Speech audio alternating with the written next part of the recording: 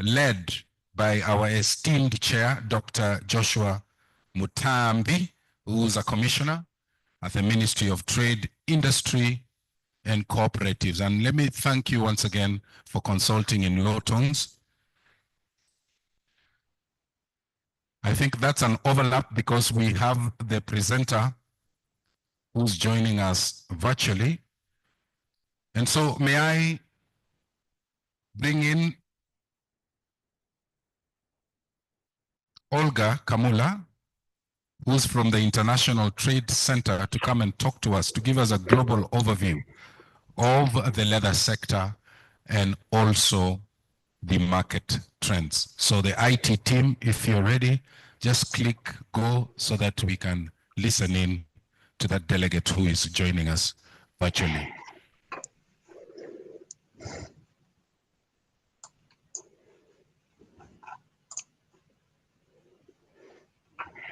And so we are now handing over to you, Olga. If you can listen to, if you can hear me, please, you can start your presentation. The delegates are all silent and waiting to listen to you. Thank you, Olga. Over to you now. Good afternoon. Thank you very much. Just doing the technical check if you can hear me and see my screen. Loud and clear. Proceed. Excellent. Thank you so much. Distinguished delegates, esteemed representatives of public and private sector, ladies and gentlemen, it's a privilege to address you today at the 17th Annual Africa Leather Value Chain Forum, focused on advancing Africans' leather value chain. While I regret not being able to be with you physically, but I'm pleased to participate virtually.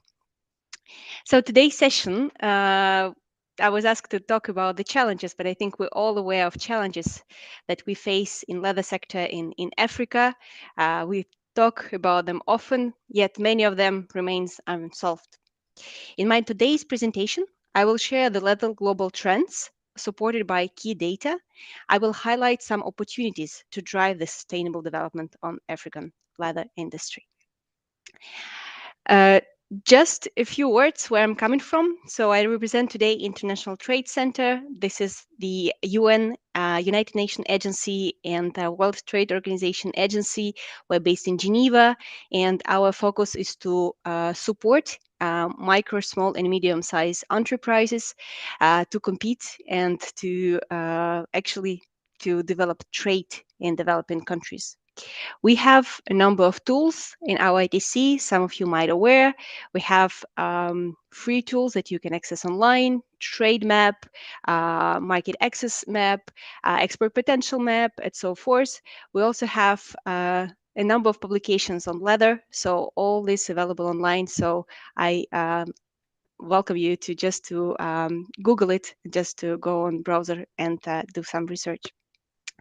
So ITC is the agency that has more than 60 years of experience working with SMEs. I'm working in strategies. I'm working in strategy expert strategy section. We have more than 20 years developing different strategies in the countries.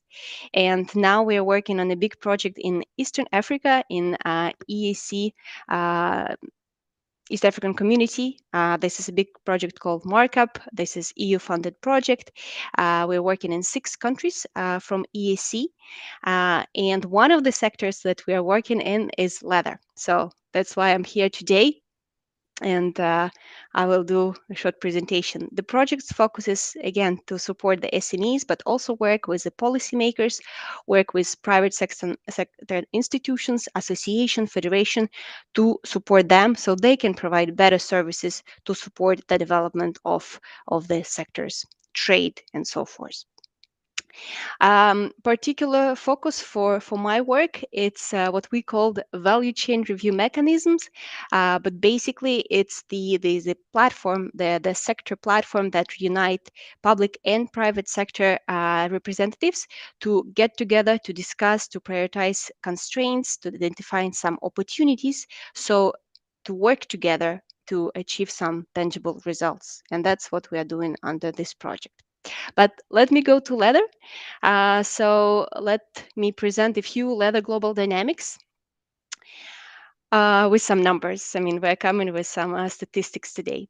So from this slide, or maybe you already know that globally, the leather industry is valued at 18 billion in trade annually. There is some decline in trade of raw hides and skins. However, there is a positive growth in finished leather products. You see here on the graph on your right, we have 2% increase for the finished leather products, and there is some increase for the leather footwear. This shows a clear trend. It means that markets are moving towards higher value added goods. However, with these opportunities, we also see some threats to the leather industry. One of them is the competition from synthetic materials. You probably know that there is a growing popularity of some synthetic alternatives to leather. Uh, to name the few, we here now we see the appearance of so-called vegan leather, leather that is produced from apple, cactus, and other synthetic materials. However, this is not obviously sustainable leather, not only in terms of quality, in terms of the smell, the look, how it looks, but also for the environment. This synthetic leather is actually not so sustainable. Another thing, another threats, it's the growing number of regulations that country put around the world. So in terms of environment, for example, you all heard of the regulation that EU put, for example, EUDR, or regulations that are related to environmental sustainability, animal welfare impact, and so forth. So if we want to export, if we want to trade with some of this country, we need to comply. We need to ensure that we can actually Excuse me, show. Madam Olga. Excuse me. Uh, we are not seeing the presentation slides. Okay. Okay. So I was just talking. Okay. Can you see it now? Yes, yes, we can see it now. Thank you. Okay. So I will just go back to this graph that I showed you, saying that the global demand for processed leather goods are on the rise, just so you have an idea. And then you see here on your right that there is a positive growth for finished leather products. This is the HS42, so whatever we see here in orange. And then you see a slight growth for leather footwear. This is at HS64, so whatever we see here in green. So just some opportunities here. We can share the slides after the presentation so people can have a closer look. And I was telling about some alternatives in today's world for actual leather, vegan leather, apple leather, cactus leather, as well as regulations that countries put now. So the companies should comply, should prove the traceability in order to export to these markets.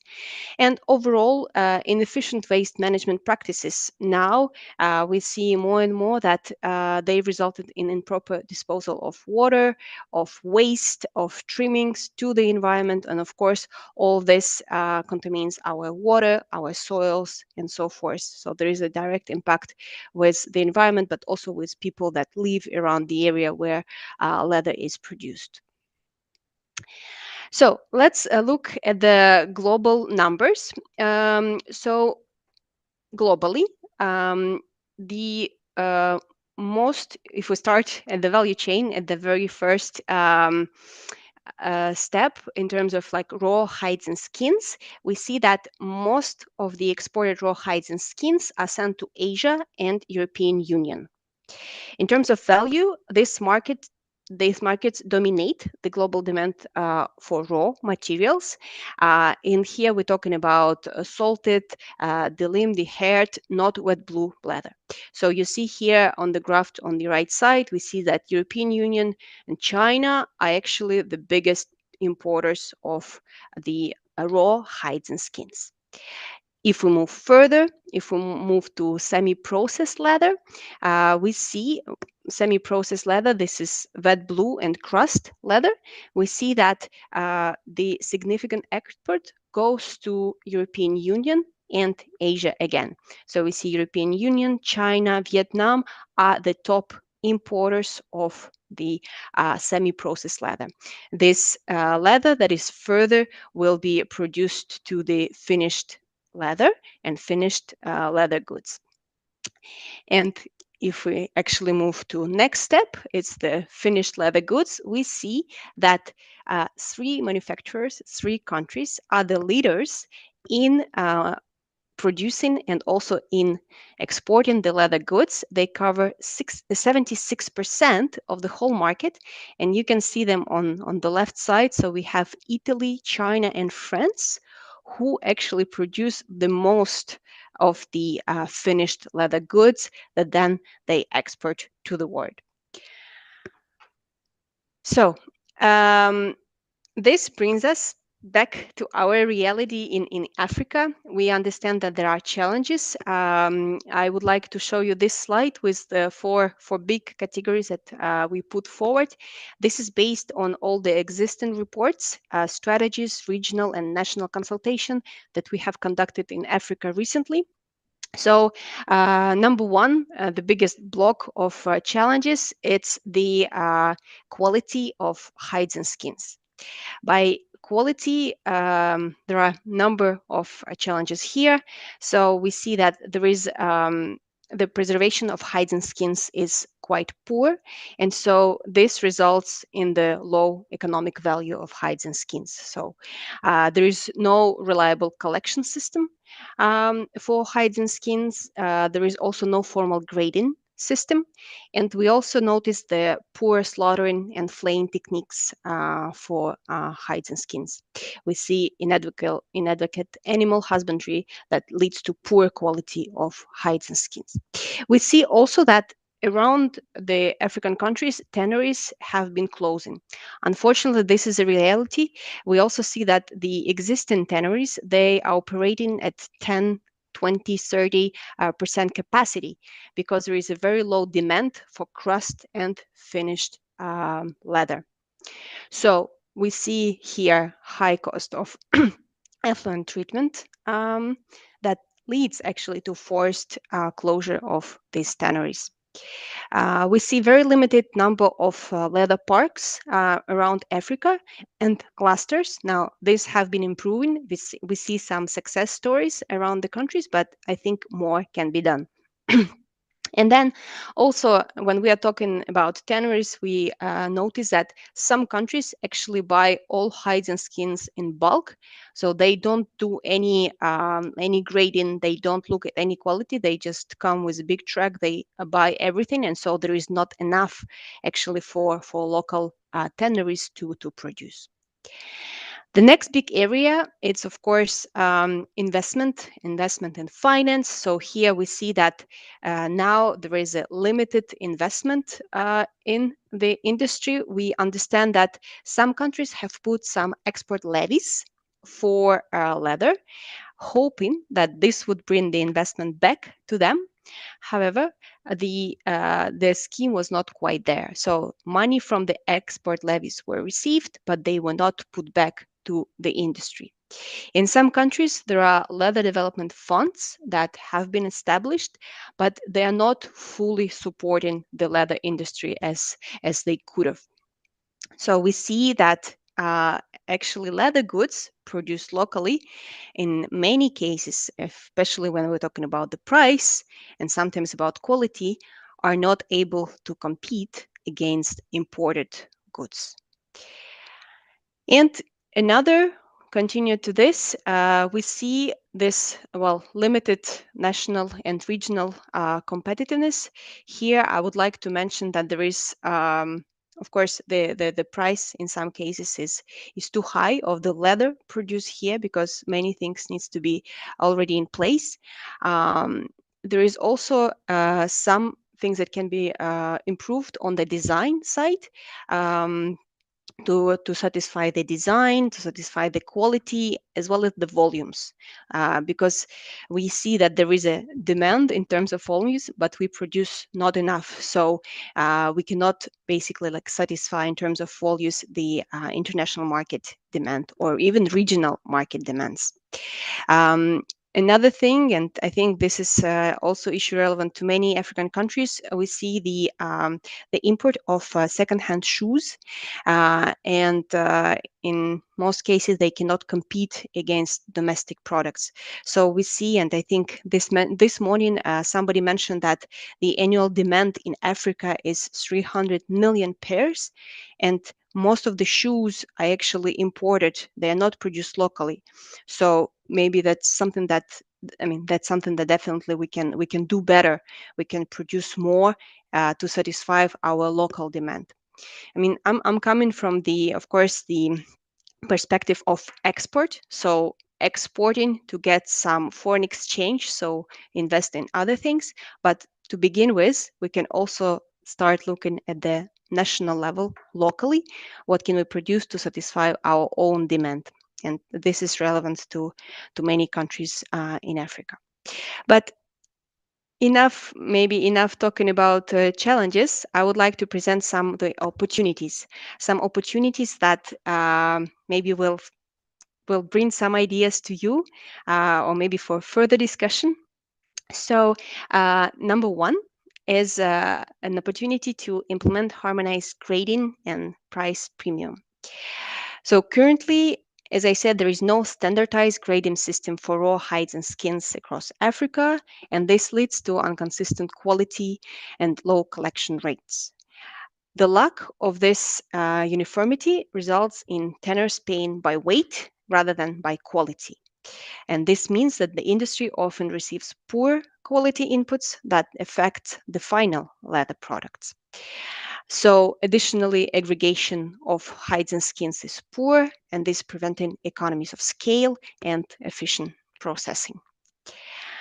So what can be done here? What should be done here? To solve this problem, we need to develop and enforce common quality standards and grading system for raw hides and skins, which will enable tanners to differentiate between the quality grades and ensure that the best materials are used for leather production.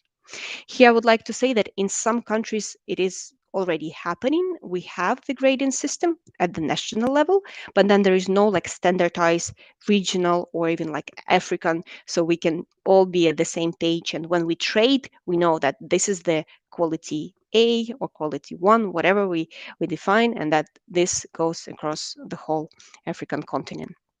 And for this, we can also attach the pricing structure, right? Because the pricing structure that would be attached to, let's say, quality A, to quality B, etc., this would actually incentivize the producer to focus on quality.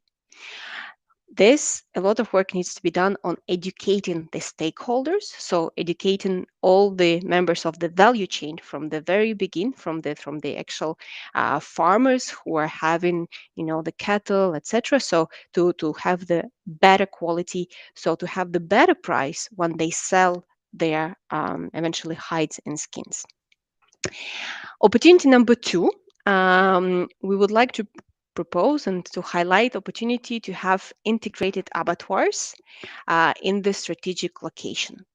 So the key goal here is to, again, increase the quality of leather production, reduce waste, and enhance traceability schemes across the whole value chain.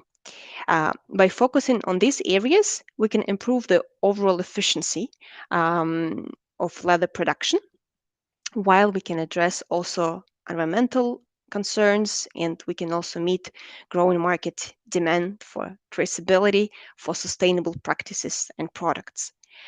So to achieve this goal, what can be done? Of course, here we should talk about modernization of existing facilities to have the advanced technologies and waste management system in place, which again would help us to reduce waste, but also to increase the quality of hides and skins. We can also encourage more regional and cross-border investments in tanneries and processing capacities. And again, finance, we can establish the credit schemes for facilities upgrades. Opportunity number 3, it's about developing industrial leather hubs, parks, clusters, and so forth. So this would allow to boost manufacturing capacities and export capabilities of companies. This can also help to establish training institutes and center of excellence, so more people can be involved, more people can participate in the leather value chain. And the collective purchasing and production can also reduce cost. If we're doing it in one center, obviously the price will be lower. So how this can be done? Well, restructuring the industry to reduce the highly fragmented industry and improve linkages among different stakeholders. We can have the specialized footwear or leather products manufacturing zones and parks. And again, this is already happening in some countries in Africa, so I think more efforts can be done here. We can foster inter-firm collaboration within the industry through the bulk purchase and joint tender, because we keep thinking about SMEs, right? SMEs who have very limited finance, very limited capacities. So if they, let's say, some kind of collaboration with their partners and other SMEs to buy maybe some materials in bulk, for example, like trims or zippers, this can also reduce the cost. And overall, attracting the investors in manufacturing zones and parks to build them and to make them operational. And opportunity number 4, it's overall, and today we have discussed already about FCFTA, about even cross-border trade. So here we need to ensure that all the leather, all the materials that we use can freely circulate within Africa with minimal tariff or non-tariff measures at all. And this will help to develop the regional value chain for footwear and leather goods, and can help us to produce actually more. So to eliminate these non-tariff barriers, we have the agreement, but we also need to think and not to forget about the integrated logistics solutions, about the capacities at the borders, how fast we can trade, how fast we can move these products, and so forth. So these are 4 opportunities that I see. Now, just one word about ITC's role. As I mentioned, we are now working in Eastern Africa, but we will be also working in other countries. And what we promote is this regular public-private dialogue between the all actors of the value chain, so between the producers, processors, exporters, trade support institutions, ministry, regional partners, to have the one vision for sector development. Somebody mentioned this morning the continental leather strategy for 5 years, and of course we think this is a very good idea, because without a plan we will be all going to different direction, and not being able to have just like one vision, one action plan where we want to go, with assigned resources and with assigned responsibilities, because there have been many strategies, but it's not just the strategy that counts, but the implementation. So to sum up, the African leather industry now is experiencing, we can say, the period of transition. We see the challenges, but we also see the opportunity. So we should build on these opportunities. And again, we think globally, but also we can think first about our own market. I think there you have a hashtag made in Africa, buy in Africa, or something similar. And so what can we leverage on? Which opportunity lies for us? So the regional collaboration, this was already mentioned, and I'm happy to repeat that leveraging on regional collaboration can help us to strengthen the collective competitiveness. Investment in technologies and innovations to enhance production efficiency and product quality. Then jointly enhancing value chain addition, so to export more finished leather products instead of exporting just hides and skins in bulks and so forth, because this will also help us to create jobs to the local population and increase the revenues. And of course, aligning with global standards to make sure that we respect the sustainability, traceability, and compliance to access premium markets. So for us, we see a unified, a forward-looking approach can unlock this potential that African leather sector in global trade. And I would like to mention with this slide, this was also mentioned in the previous session before the launch, that I think if we want to go further, it's better to move together. And I would like just to finish here and say Asante sana. A round of applause, please. A round of applause once again to Olga Kamala joining us virtually. And Olga, I know you can hear me, ask that you stay online because we are proceeding into the next session. We really, really want to hear more from you. So thank you for that presentation. May I now invite the chair of the panel discussion of addressing key issues such as resource scarcity, skill gaps, and technology, Dr. Mutambi Joshua, to come and join us here on set. Thank you. A round of applause for Daktari. As he comes to sit on the podium, Daktari will be steering this next conversation. After Daktari, may I ask Mr. Bede Bedetse, Director African from Burundi, to also join Daktari on set. A round of applause. Ladies and gentlemen, we have just had lunch. Okay? So may I also ask Mr. Robert Loga, Director Afro from Sudan. Another round of applause for him as he walks in. Clapping is the new way of exercising in the afternoon. May I now invite Dr. Onyancha, lecturer from Dedan Kimathi University, Kenya, to come and join us also. A round of applause for Daktari. Mr. Nicholas Gaki, Ministry of Investment, Trade and Industry from the Republic of Kenya. Another round of applause. Thank you, gentlemen.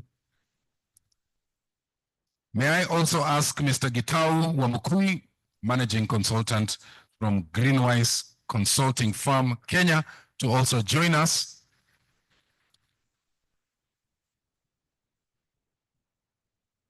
Angasu Girma from Huni Processing Control in Ethiopia, please join us on stage so that we can have this conversation. This is a fully constituted panel, and I want to hand over.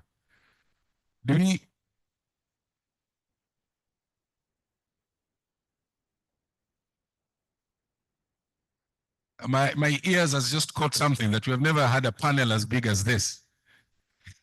So I know we have the able esteemed chair who will going to steer it. I saw him looking at his watch twice earlier on. So it is now my duty to hand over to you, Daktari. Thank you very much, Tomwe, for your kind introduction. And good afternoon, all of you, colleagues. Yeah, thank you. Let's first thank the Madame Olga for her very comprehensive presentation.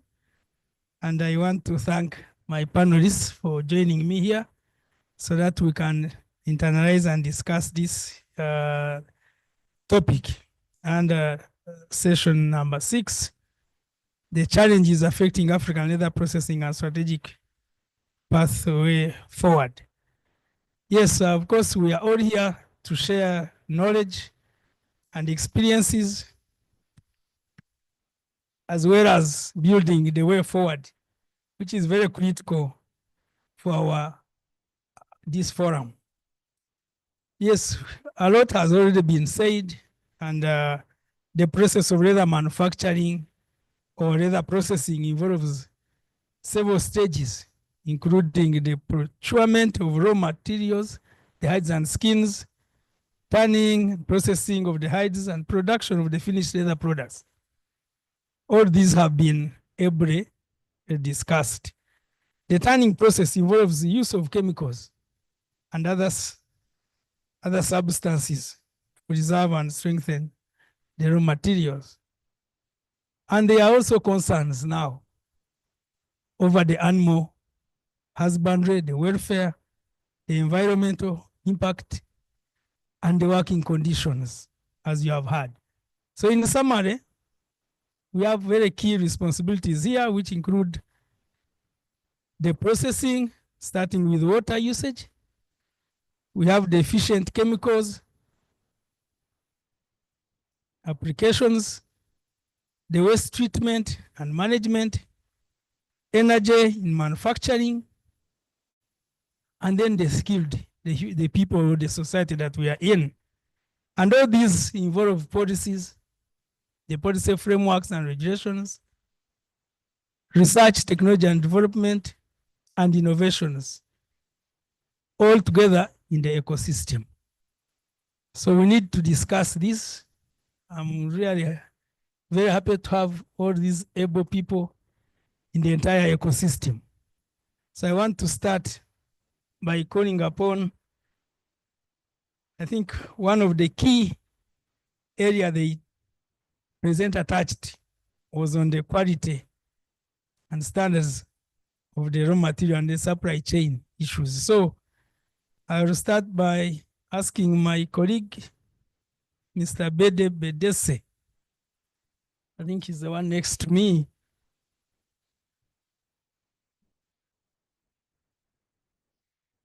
To discuss how do the quality of hides and skins and the inefficiencies in the supply chain affect the productivity and the profitability of leather processors. I'm aware that he's a processor, so let him tell us exactly how this affects the quality, and then what measures can be implemented to improve the collection, preservation, and grading of raw materials. Actually, as they were presenting, I realized that maybe we are leaving behind a very key important segment of the value chain, and these are the farmers.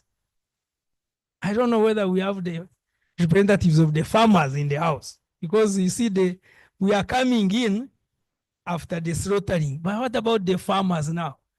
Because the presentation said that there is a decline in the volumes of exports. And I think that also has a linkage to the farmers. So maybe my take on is we also need to start collaborating with the farmers so that we can comprehensively handle the value chain.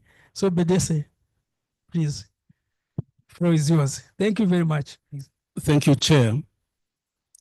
I will try to share my experience about how quality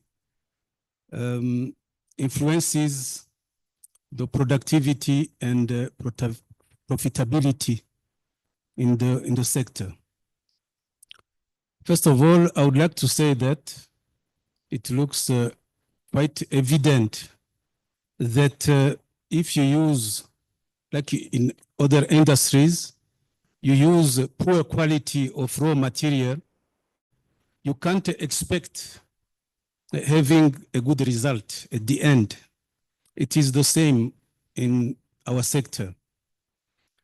And good or poor quality starts from the beginning, as the chair said, from the farmer. If the animals are not well raised with good practices, the raw hides and skins at the end will have poor quality. If we have branding marks on the animals, it means that your hide will have also branding marks on it. And when you process it, you have three choices. Or you cut that part with damages, or you reject the whole hide, or you cover it with chemicals. In the three choices, you will lose.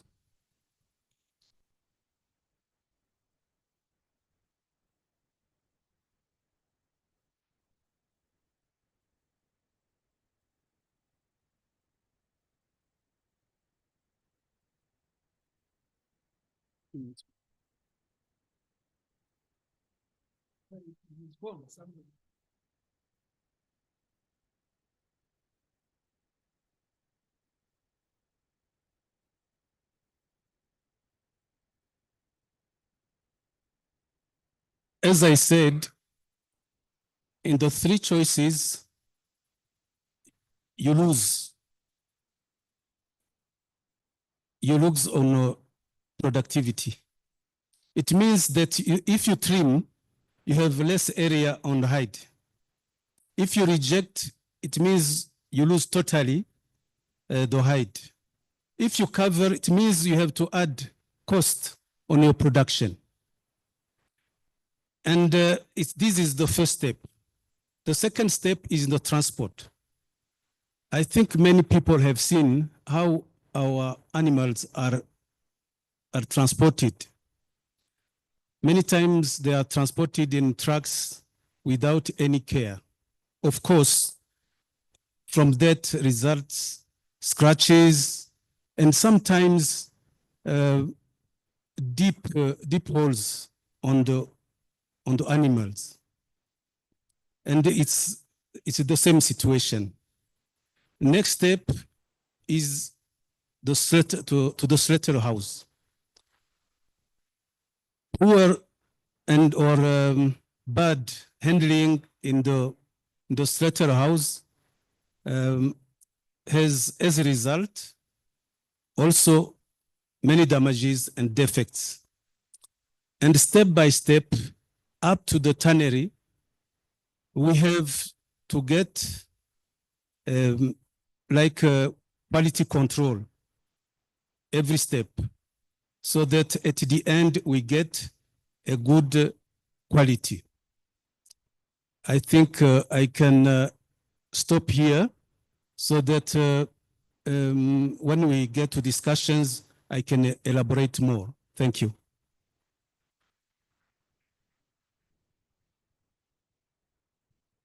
Thank you very much. The next will go to Mr. Robert Roga. And here I would like also to delve more in the challenges. What are the key challenges currently facing the leather processing in Africa?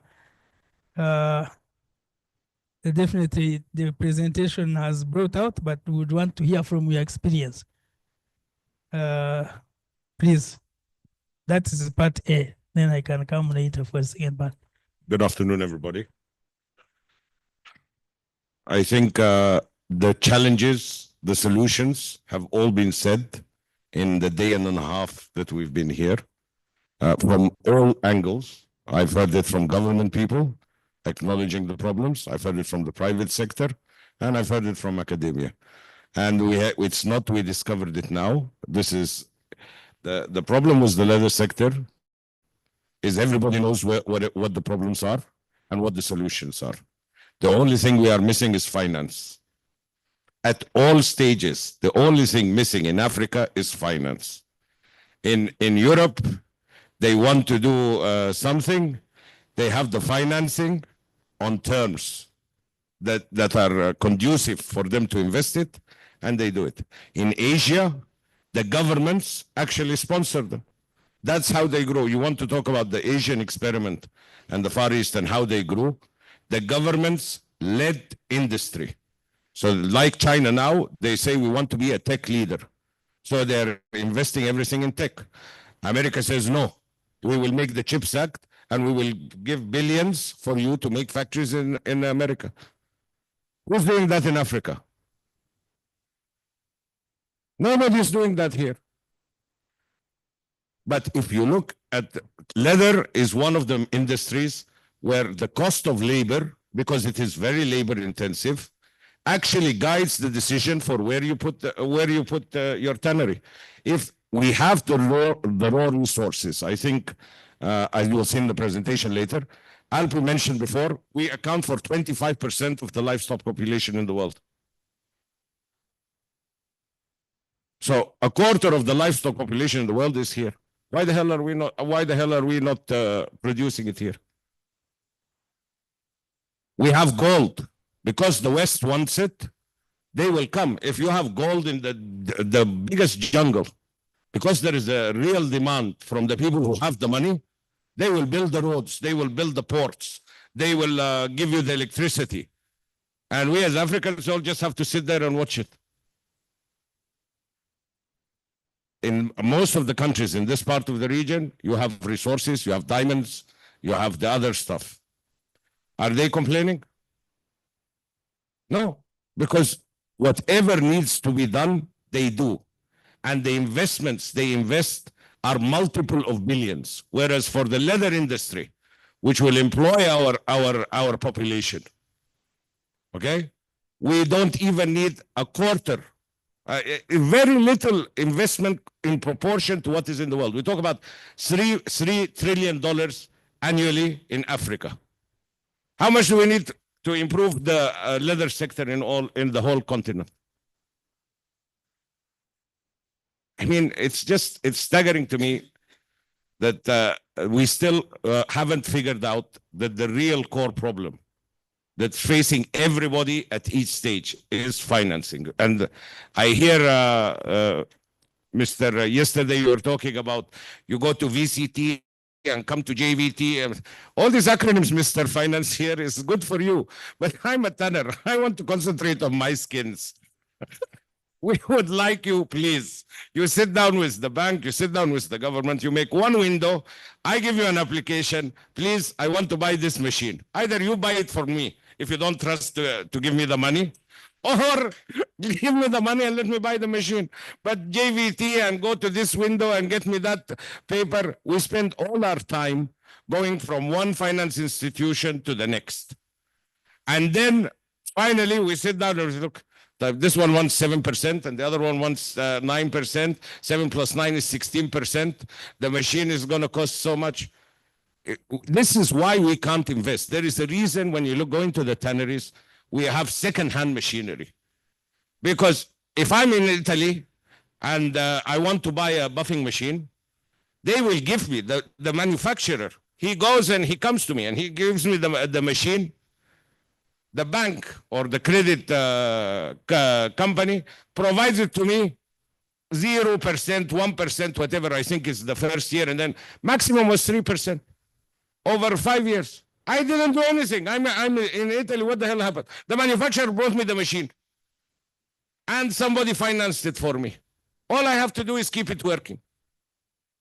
But in Africa, we have to learn to be financiers. We have to learn to be engineers. We're electricians because the power cuts. We are mechanics because the roads are so bad, the transport. You talk to us as tanners. We are not tanners. Sorry, we are supermen. Seriously. Wallahi, I go and listen to these Europeans, what they complain about. I laugh to myself. Oh my God, did you see there is a little tick in the cow here? A little tick. You should come and see what happens in my abattoirs. But this is the quality control. I have to mention, I mentioned finance. The second big problem is really governance. And we have to be very honest about this. Across Africa, there is a lack of governance. Governance is not just making the rules. Governance is about implementing the rules. You can write, we spent all these meetings and we say, no, we need to do this. And in each abattoir has to have this quality control and they should have a de-hiding machine and all this. And it's written in the rules, but who's enforcing it? If your ministry is full of people sitting in your ministry, you're doing it wrong. I'm sorry. They should be out and listening to the complaints. What is happening? So if I go to an abattoir and I'm telling you there's a problem there, and I make a complaint to the ministry, the ministers come and see. Nobody wants to get up, leave the offices and to go and see on the ground what is happening. And then we complain about quality control. Quality control comes like you do with the tanneries. Now, Kenya did a leather park with effluent treatment. Why? He told you in one day they closed 6 tanneries. You go and do that with the abattoirs. They can't do it. They did it in our country. They closed one. After 2 hours, it was open. And it was the governor who closed it. Why? Because how they going to kill the meat? At the end of the day, the people need the meat. So if there is not a carrot and a stick, we will not get anywhere. We will have all these discussions. And really, I mentioned before about South Africa. In all the thing they talk about how South Africa is a first world economy in Africa. I have to say one thing. I've been coming since 2012.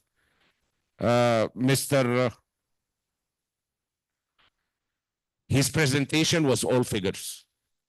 We do this because of these figures. We do that because this happened. We adjust this because of that. We have to follow up. Name one policy here. Mr. Noor, you have also been here before me even in these forums. Name one policy that has been followed up from forum to forum 1 year later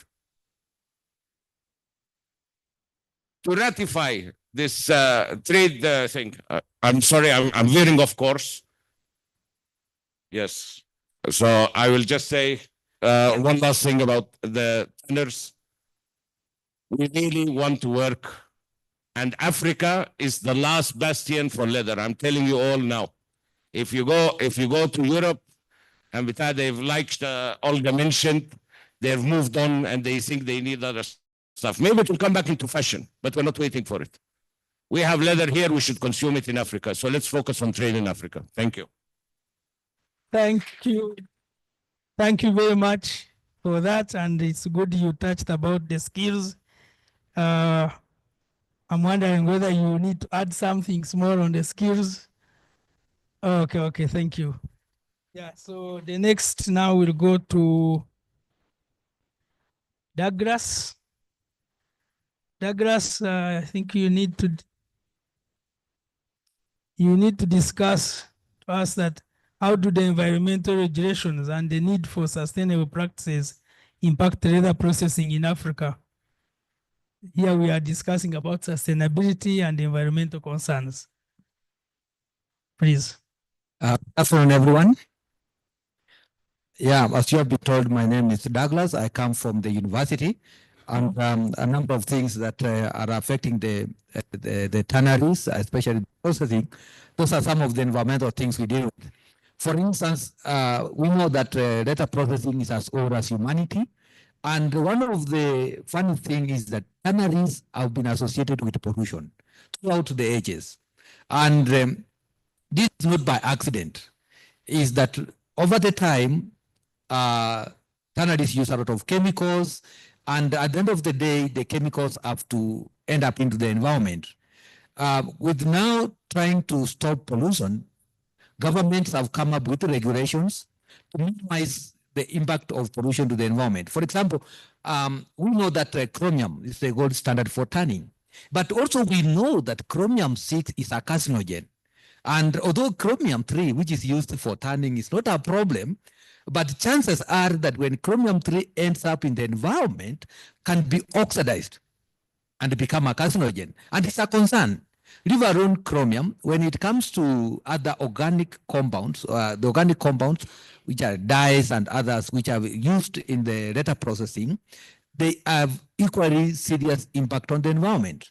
So, because they will affect us, they will enter into the water system, into the soil, absorbed by plants, and then end up in our food.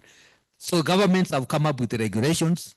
In Kenya, you were told about NEMA, National Environmental Management Authority, and I think in most countries they have these environmental bodies.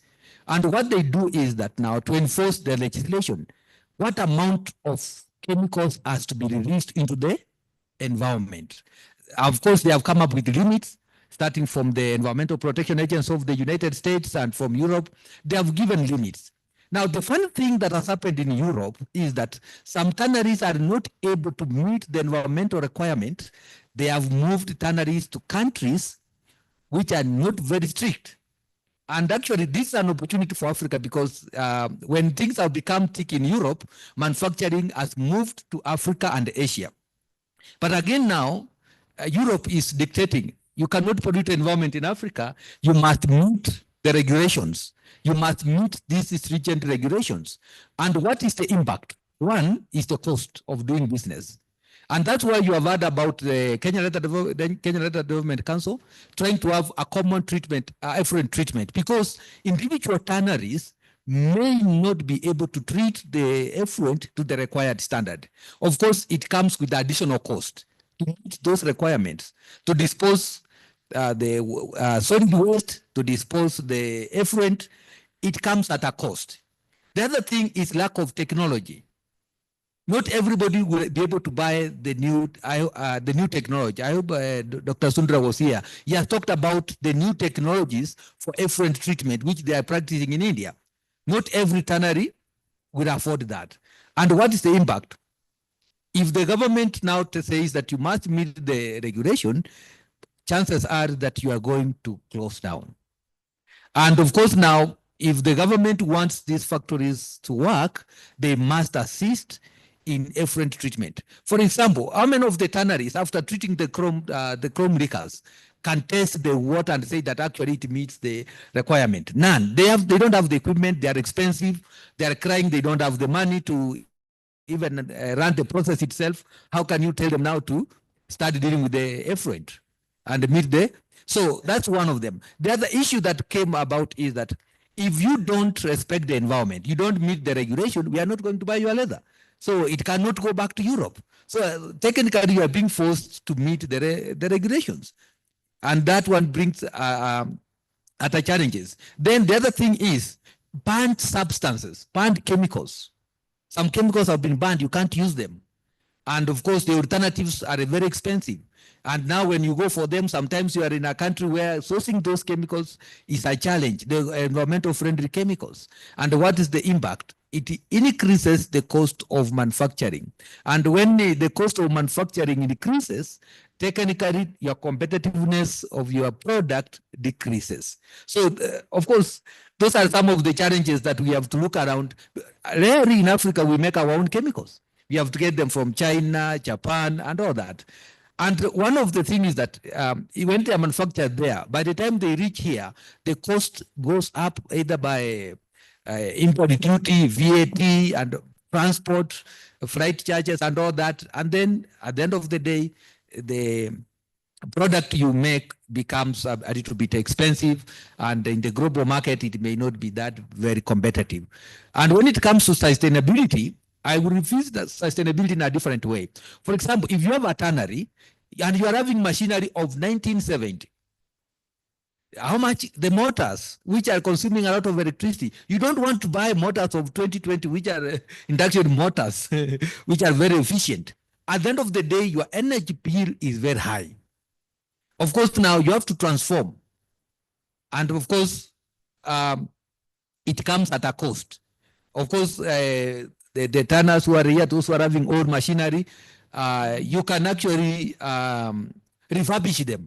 And they will be almost new, and they will serve you for more time and consume less energy and make you more competitive.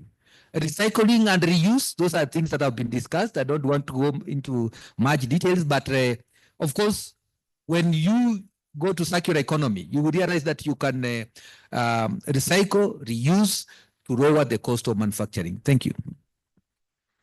Thank you, Douglas. Yeah, let's get Mr. Angasu to add a little more on the technology and innovation, because he says that is his area. So please share with us your experience. Okay, thank you. Thank you, Mr. Chairman. I would like to say a few things about technology and why we need it.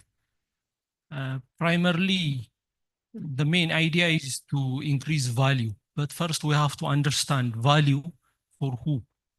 Value is defined by the customer. Whatever the customer recognizes as value is value. Whatever the customer doesn't recognize as value is simply termed as waste.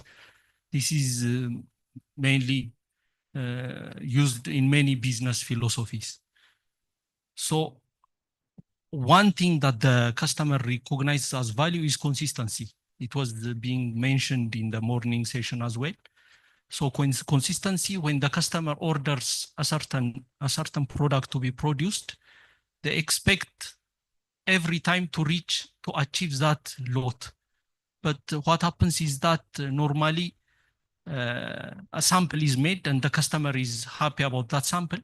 And when a large lot is ordered, because the technology that we use is quite outdated, we do manual operations most of the time. So the product that we come to produce at a large quantity is slightly different from what the customer wanted in the first place. So the customer will not be happy. So that would affect our business. We are here as a business entity, so we have to try and satisfy the customer. So we can do that if we adhere to the values that are recognized by the customer. When the customer says environmental protection is a value, we strive to attain that because the customer is willing to recognize that as a value and to pay for it. So we have to try and use technology. Technology, we shouldn't be too afraid of technology. Technology is here to help us. So instead of doing manual, if we use the already developed technology aspects, we'll be increasing on our value. So for instance, different resources that are being used in the tannery, for instance, water, which accounts for 50% of the input. Okay, if we do manual control, we know that it is at best at approximate, okay? It cannot give us a very definite value. The 50% other input is chemicals. If we do manual chemical mixing, then we can only expect approximate results. So we cannot use these approximate results to hit the required value. It could be, for instance, color shade. It could be texture. It could be thickness. We cannot reach consistently those values. So the customer will not be happy. So it will affect our business. So technology is here to help us give a better value to the customer. Since we are not running this as a charity, we are here for a business. So we have to make and try to make the customer happy at any cost. So technology is useful in this sense. So it will control our processes.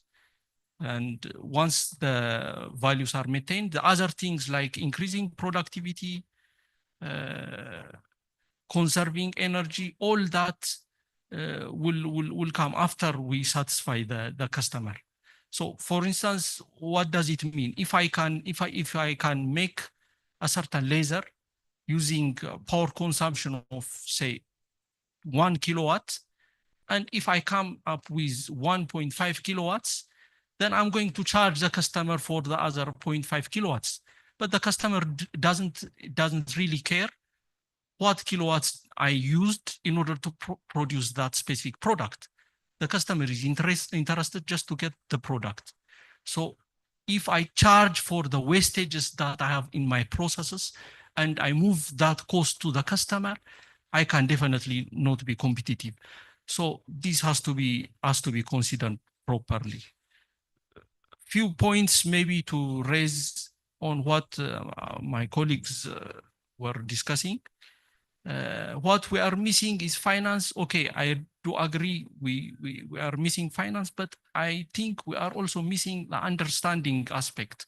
Understanding has to proceed first. Then the finance can come after, because if there is a will, there is a way. So first, understanding has to come first. Then if we desperately need something, then we find a way to make it happen.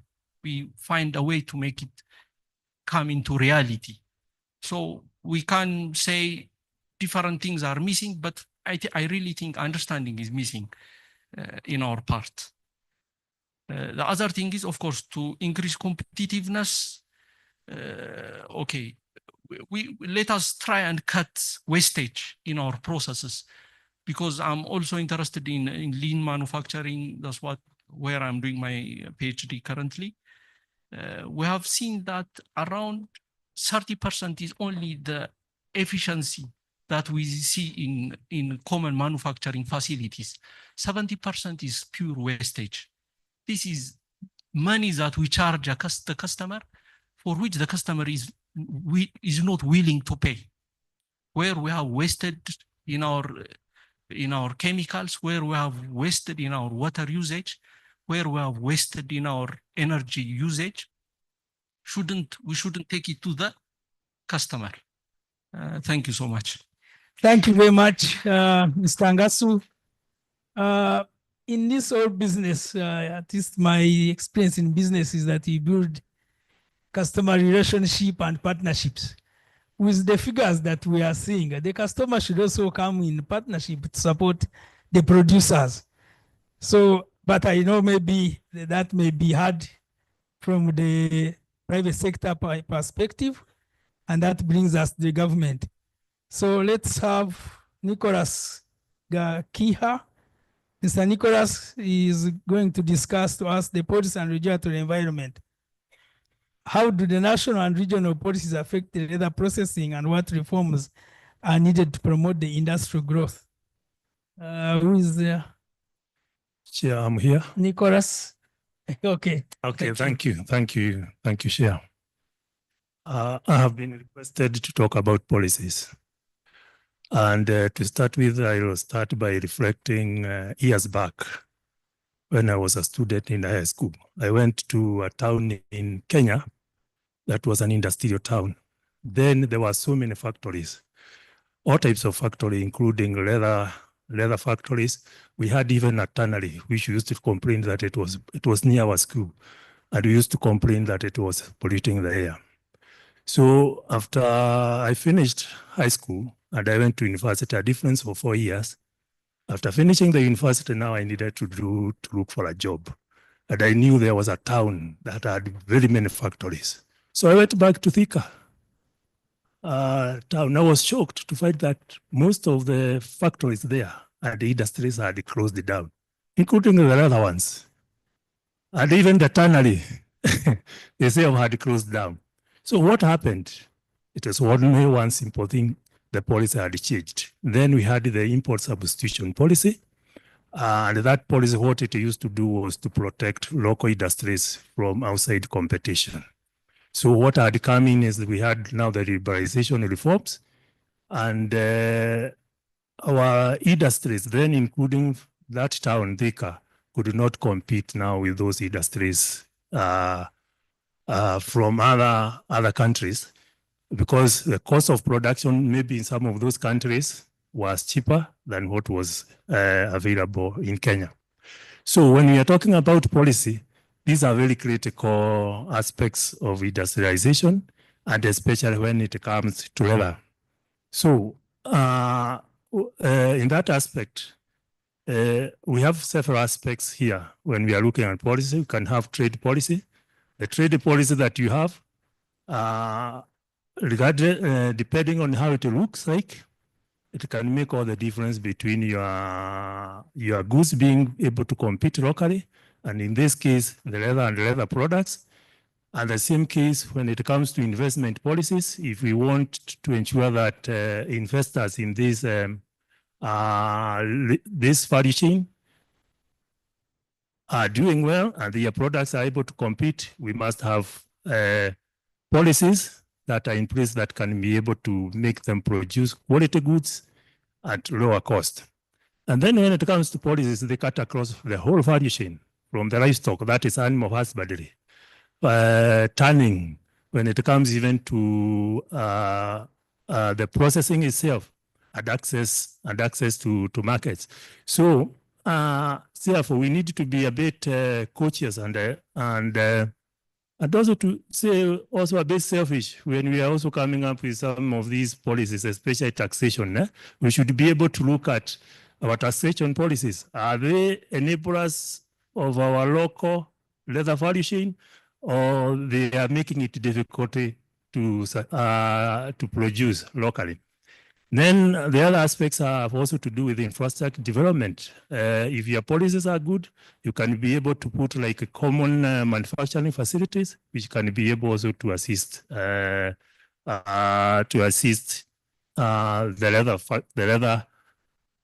leather value chain. Then also environmental policies, especially when it comes to enforcement.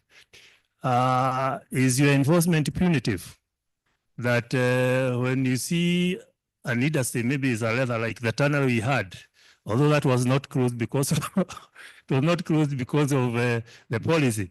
Are you enforcing in such a way that instead of giving the investor or the manufacturer chances to improve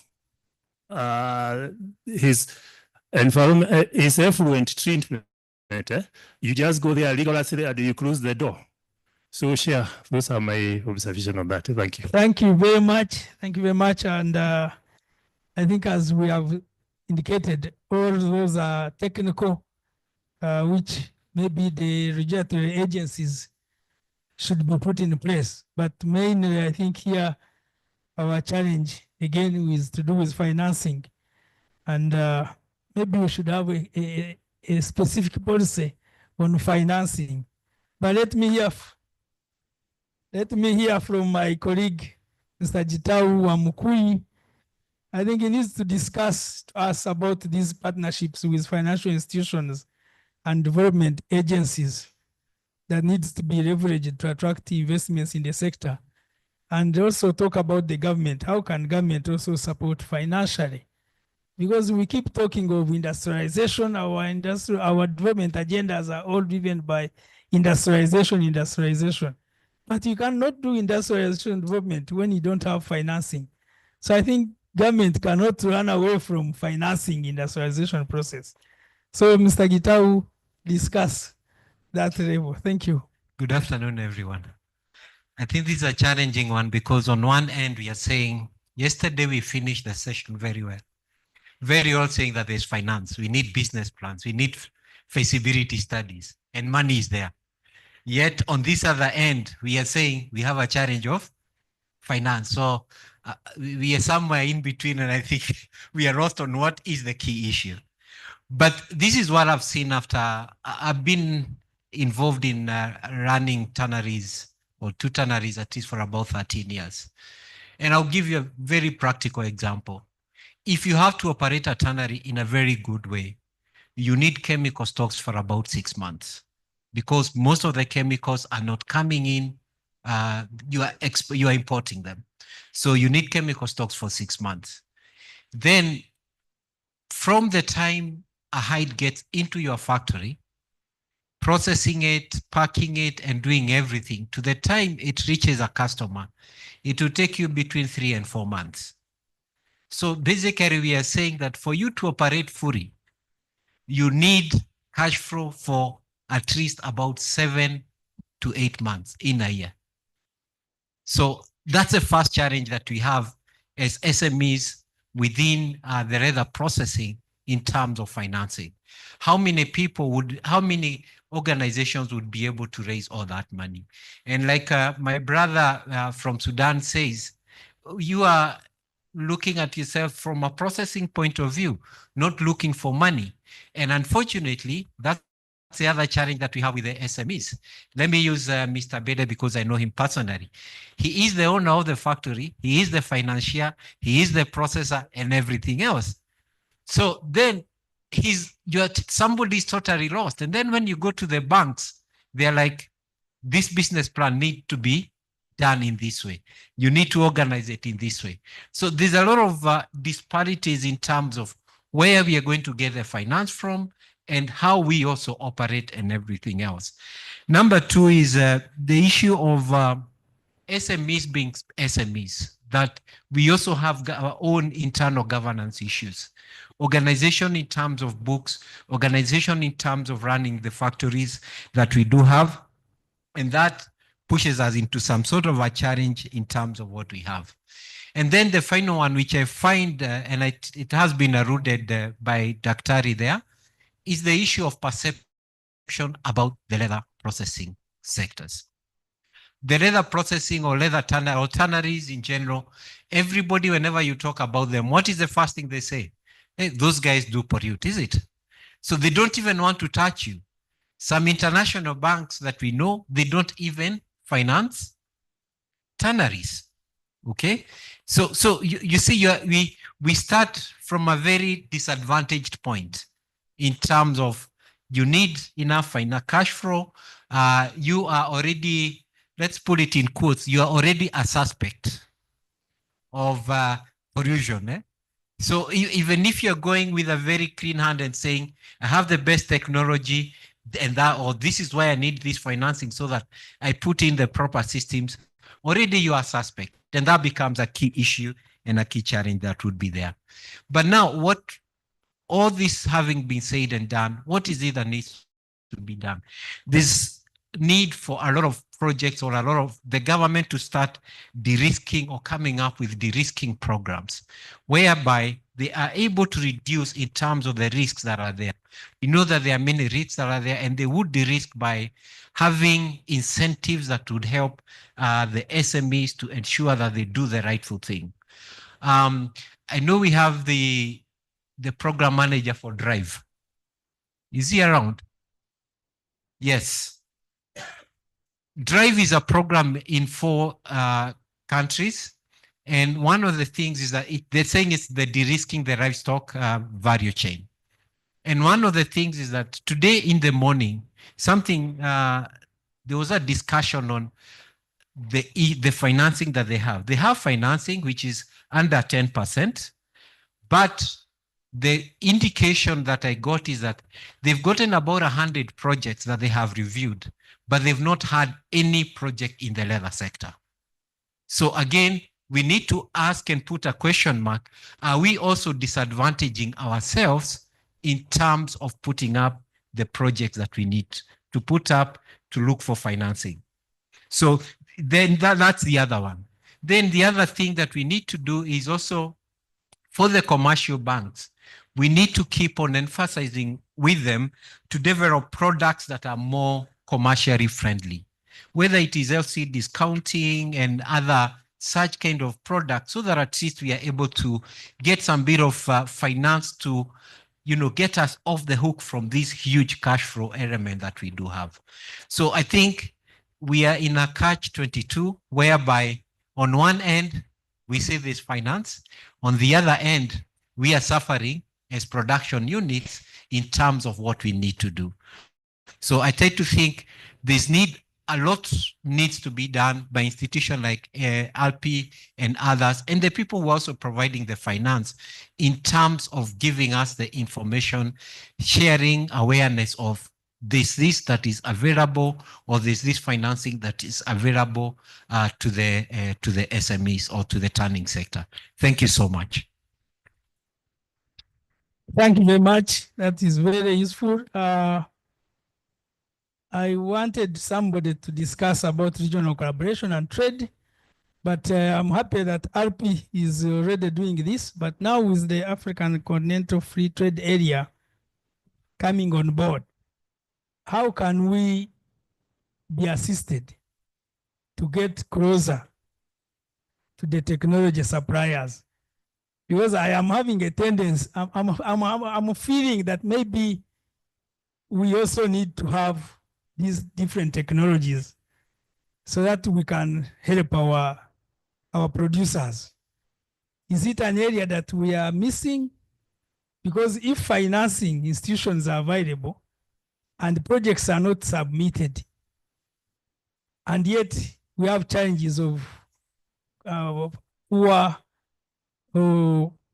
quality products, are we missing now a technology supplier?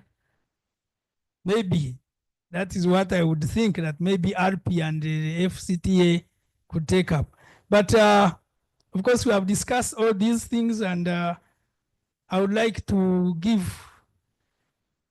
each one of the presenter, the panelists, at least to give some concluding observations before I come to the panelists, to the audience. Should I go to the audience first? The other way around, yes, because I will be taken up by the audience. Yeah, colleagues, let's start from the extreme end. Policies, how do we help? Government should come in also to give targeted incentives. Thank you. Thank you.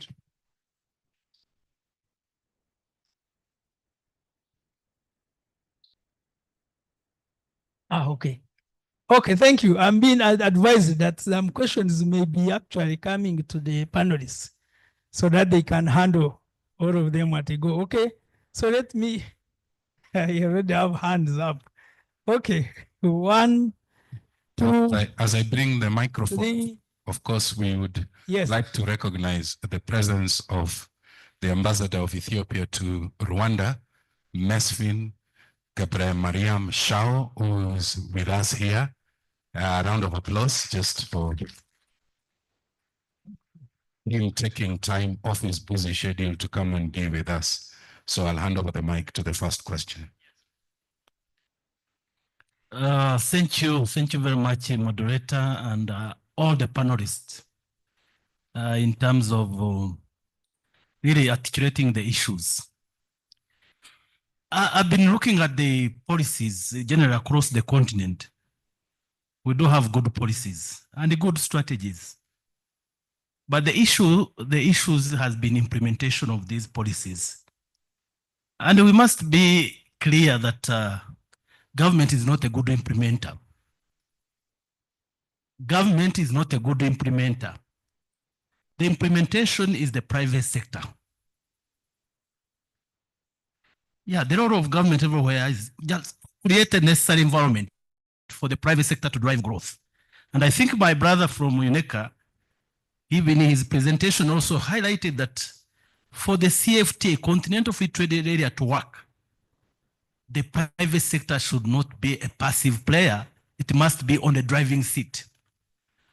So my brother here from Africa Leather and Leather Product Institute, I think our next session is that really we need to bring the private sector at the limelight, at the implementation.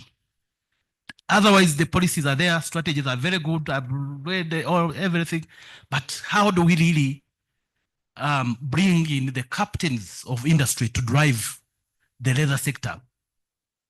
So I wanted just to offer two important aspects. Maybe we need to be, through the discussion. One, let's not be bogged down by finance. As I mentioned, finance is there, but the current finance is not properly suitable for the sector. We need to come up with laser-driven financing and mobilize it, targeting our small, medium industries. And that is deliberate. We can use all the institutions around the continent. Afrexim Bank, I've worked closely with them, African Development Bank. They've realized that even now the discussion at the global level, the current finance is not helping Africa to grow and develop. We need a new financial mechanism or financial instruments that are suitable for our sectors. That is one. Two, we must develop Africa mark for leather sector. Do we have a standard mark? I've been visiting the stores here at the exhibitions. There is a Rwandan leather, there is a Burundi leather, there is Ethiopia. Can we have a continental mark that this is made in Africa, leather? Wherever it goes, it has that sign, and really will make a headway in terms of what we are marketing. So I think that's very, very, very critical in terms of the standards, in terms of the quality mark, in terms of ethics in terms of production. I think those are my contribution. Thank you. Thank you so much. Just a quick one.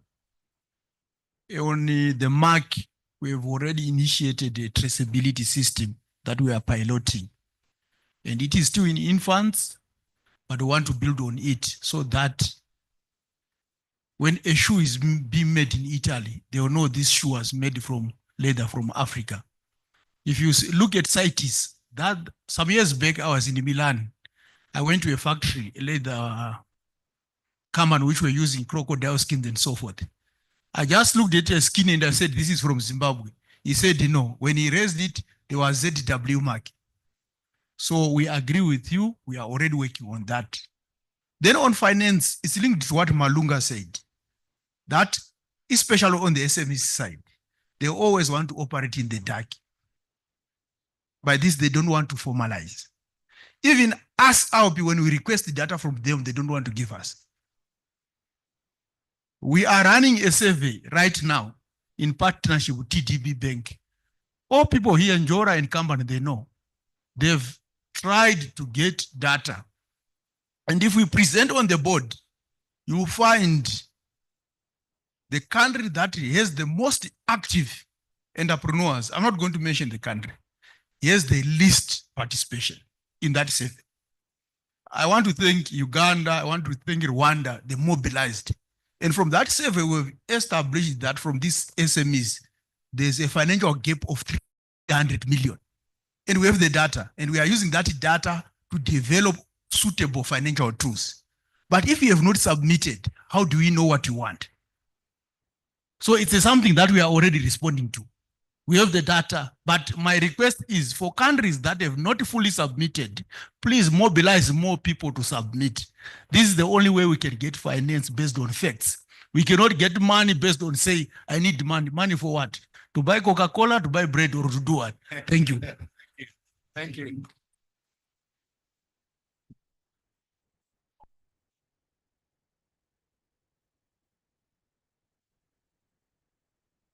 Thank you very much. I would like to thank all the panelists.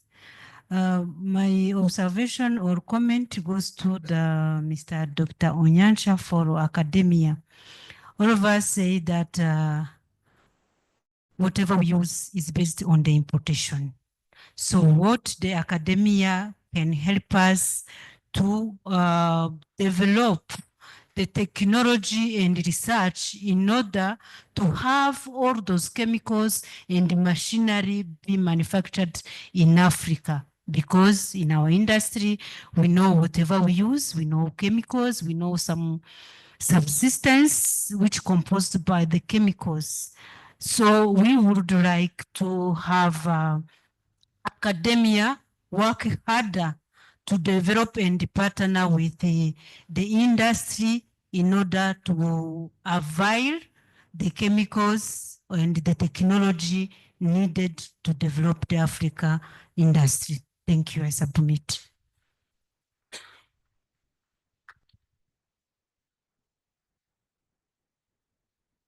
Thank you so much, the moderator and the panelist. If I understood so well, I've seen the challenges affecting African leather processing and strategic path forward. Speaker after speaker has mentioned challenges. I've seen pollution, finance, I'm seeing something like technology, high cost of energy, working capital, elaborated by Mr. Gitau about the working capital needed, 7 months, which is not cheap money. But little has been maybe put forward on the strategic path. I think let me try to answer a little bit about that path. How can we help ourselves and the players to attract more investment in the leather sector? Number one, quickly I looked at this. Number one, let's create, the government. Let's create a business-friendly environment by protecting investment, promoting economic growth, and diversifying the economy. How can we diversify the economy? By allowing free movement of people. I'm from Uganda, but getting somebody from Kenya is very difficult. By trade liberalization. And finally, by free flow of capital. Some countries like Ethiopia, even if you make a lot of dollars, you can't take that dollar away. So this way cannot attract FDI. So policymakers, please make this one easy for people to come into this business. Number two, and very first, provide investment insurance. As tanners are struggling now, if the economy had some point somewhere that insurance is covering the investment, I'm very sure tanners will be very much thriving in this business. But now they know they're doing it alone. The little investment they did is being dwindled and getting almost done. Number three, provide investment opportunities both locally and also from abroad. The incentives are there because in Uganda, we've got the Uganda Investment Authority. They move around the countries all over the world, attracting investors. But what makes the investors run away is because when they look at the ground, it is not friendly for them to do the business there. Number four, collaborate with financial institutions so that we can have favorable credit facilities. Gitao knows this because I visited Mr. Gitao in Kigali maybe 7 years ago. He was running a very big tannery. But as we took, the tunnel is closed. He knows the reasons why. It's not pollution. Though they say it is pollution, but it is not. The capital is a problem. And I repeat, Mr. Edie, the finance has been said it is there. But as we hear speaker after speaker, capital is becoming a very big problem. Number five, let's facilitate the public-private partnership. Tanners are not up to make money for themselves. They are ready to invest with the government. If I'm stopping at Wet Blue, I'm ready for the government to come in and we do the crusting, we do the finishing. Even if it is possible, we do a processing line for the leather articles, shoes, and others. But if the government looks at me as if I'm trying to compete it, then there is no I'm going to survive. Number six, I think, promote value addition. This can be through PPP, or it can be through helping the existing tanners do that value addition. I've been told by my dear brother here, King, that China has no animal, but it has only pigs. But whatever we do in Uganda goes to China, goes to India and other countries. So if we can add value locally in our home countries, then we can move on. Number seven, I'm about to finish, sir. Create platform for stakeholders engagement. Stakeholders engagement. This is very important for our governments. Let's look at the entire leather value chain from the farmer to the end user. All these components have to be brought together. My brother Solomon talked about Uganda Manufacturing Association. I'm chairing that important session, but I tell you, people are scattered. They don't want to be with us. They know anything leather is losing money. So how can we bring their motivation back? So we need you as government. We are not going to run away from you. We need you to instill into them that investment perception. Then lastly, sir, let's work with standard bodies because quality is very important. But you are successful because your quality. I've seen your products. You are looking at quality. I'm not saying Leatherland is failing. You can look at my quality, by the way. I'm Uganda, displaying somewhere. I'm getting market from outside Uganda. Very few Ugandans can buy my product because maybe the price is high, I don't know. But because I'm consistent in my small production, I'm getting that market from outside. So the standard bodies in our countries have to be respected. They have to come on board, look at what we do, as us in terms of quality. I submit. May I bring it back to you, Chair? Or there's one, last one? Last one, is that okay? Last two.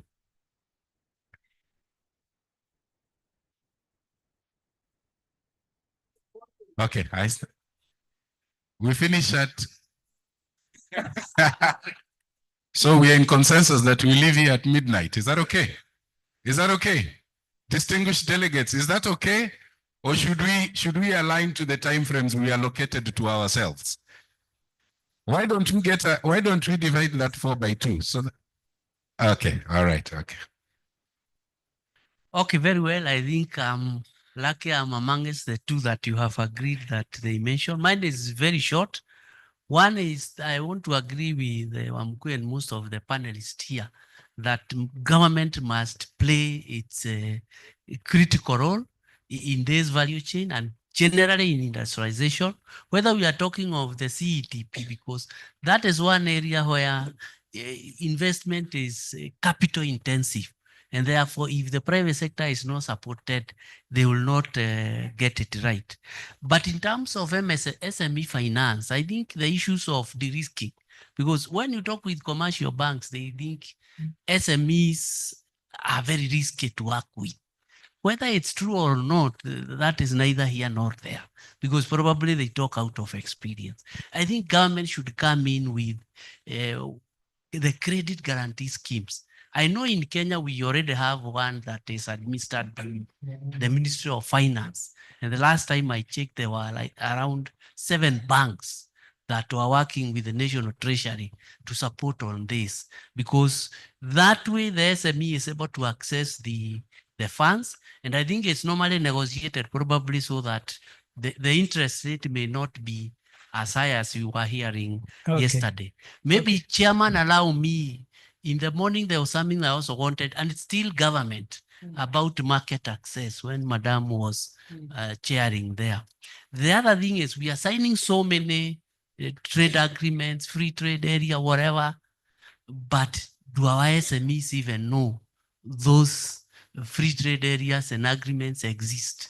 We just, in Kenya, other than ACFTA, we just signed 2 other EPAs with UK and EU.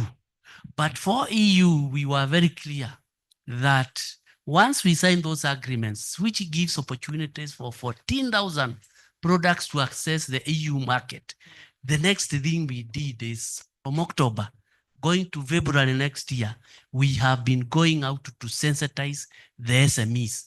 They first of all need to know these are the opportunities. Then they can tell us these are the challenges, the SPS issues, blah, blah. Then they are supported. Thank you. Okay, sharing information. Thank you. I'll be very quick this time around. I want to mention that perhaps the panel and everyone in this house should recognize that there is a great mismatch between installed tanning capacity and available raw hides in the region, both SADC and COMESA. So I think it's also an opportunity for intra-country collaboration. That's that one. And then go to the, my sister mentioned there, the academia coming in onto the table to help. There's a gap in chemicals. And I think the area of chemicals development or research, it needs to be supported. I think my friend from, I understand, when he was being introduced, said from chemistry, Egerton, will agree with me that outside CSIRs in South Africa and a few South African universities, our universities in terms of characterization and being able to get enough equipment to do real development work in terms of chemicals is rather weak. So the recommendation will be perhaps we need to look at a center of excellence or centers of excellence where we can strengthen the equipment in terms of addressing that gap. Thank you. Thank you.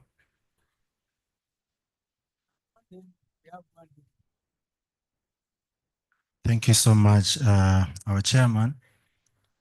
I actually want to appreciate the selection of that panel because I see enough experience seated in front of us explaining things they understand, but also considering the age that we are on. I want to challenge ourselves, me and whoever is in this field.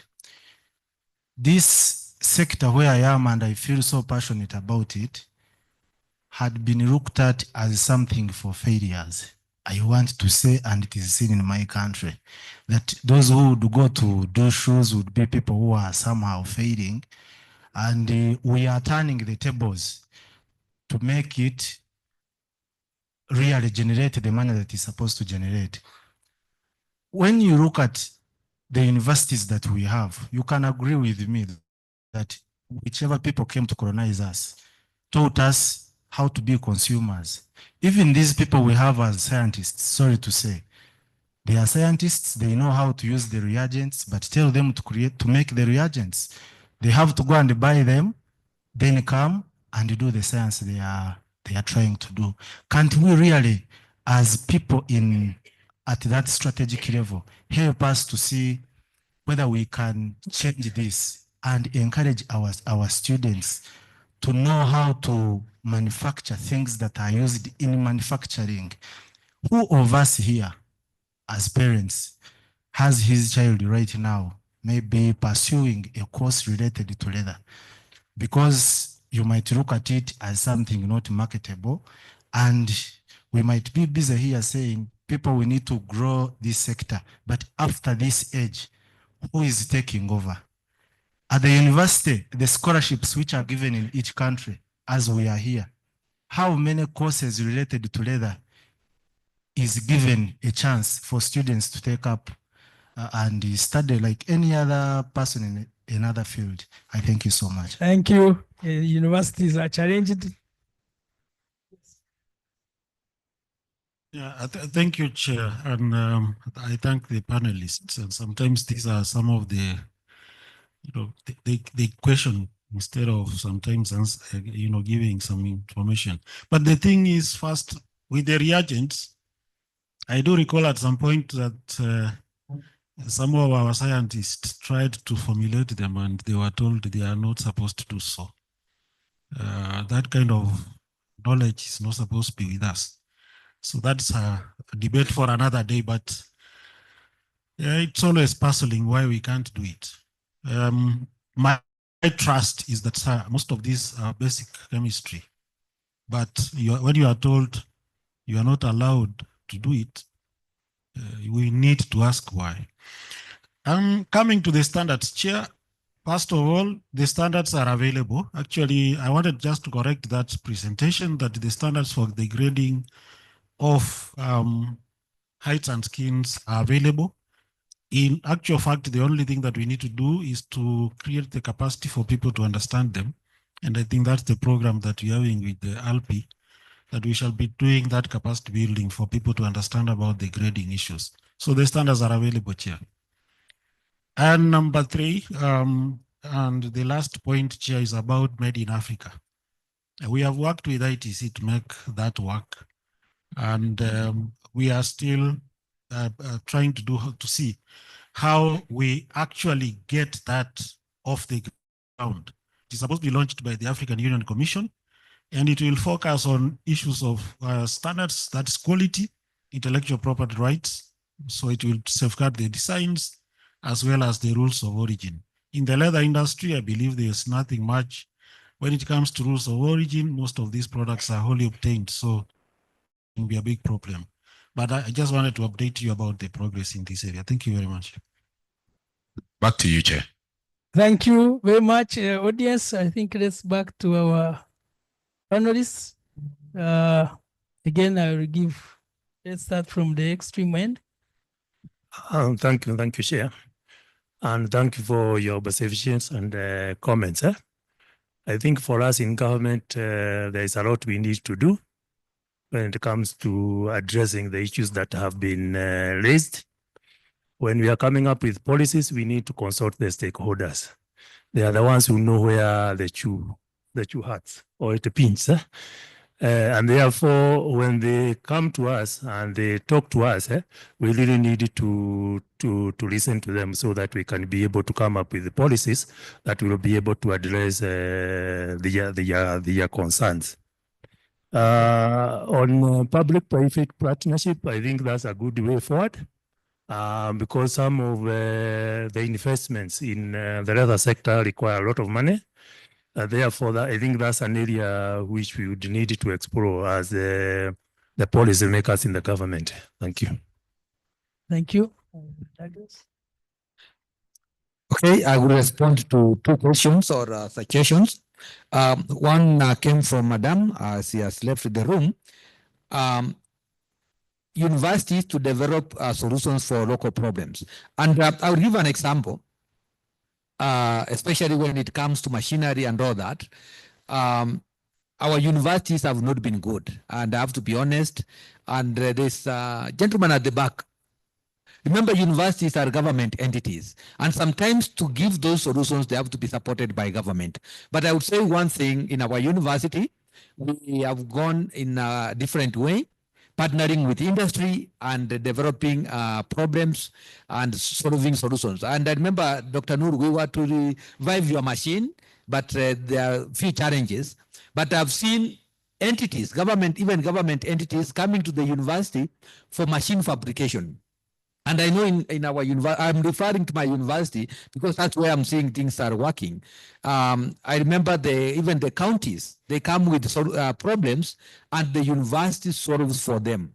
But sometimes it is challenging. Some of the solutions we need, they are capital intensive. And sometimes you realize that if you have to tell the consumer that you have to make a prototype first and see it's working and then make a full scale, it becomes a bit expensive. It becomes even cheaper to buy an already solution out there. But I know when it comes to refurbishing, we have been able to do reverse engineering. Issue of chemicals is a serious issue. And it's not a simple, straightforward issue. And I will give a background. Some of the chemicals that are used in tanning are petrochemicals. And if they are petrochemicals, the raw materials are coming from where? And that one brings another complexity because you have to buy raw materials from another country. For example, now, China is the largest petrochemical industry in the world. They are processing the largest amount of oil. And for them, they have the advantage of scale. To compete, to make a chemical locally and compete with China is a dream. So that's why sometimes you realize, why are we buying? There are so many other things that actually lead to that. Because I know Uganda, they have discovered their oil, Kenya has their oil. I don't know when we will start extracting that petrochemicals to use them as fine chemicals to support our related industry. So it is not easy, but maybe baby steps we will reach there. Thank you. Maybe just before you leave that point, I think we have an initiative of having a regional center of excellence in research and training education. What is it? Maybe you'll clarify on that, because that is an area that we need, because not every country is going now to be able to set up a training institution specifically for leather. Maybe we need to put resources again and make regional centers of excellences. Thank you. Yes, Thank you. I would just want to respond to Mr. Abdul's concerns about strategy. You know, we sit up here and we talk, and I want to say, let's not get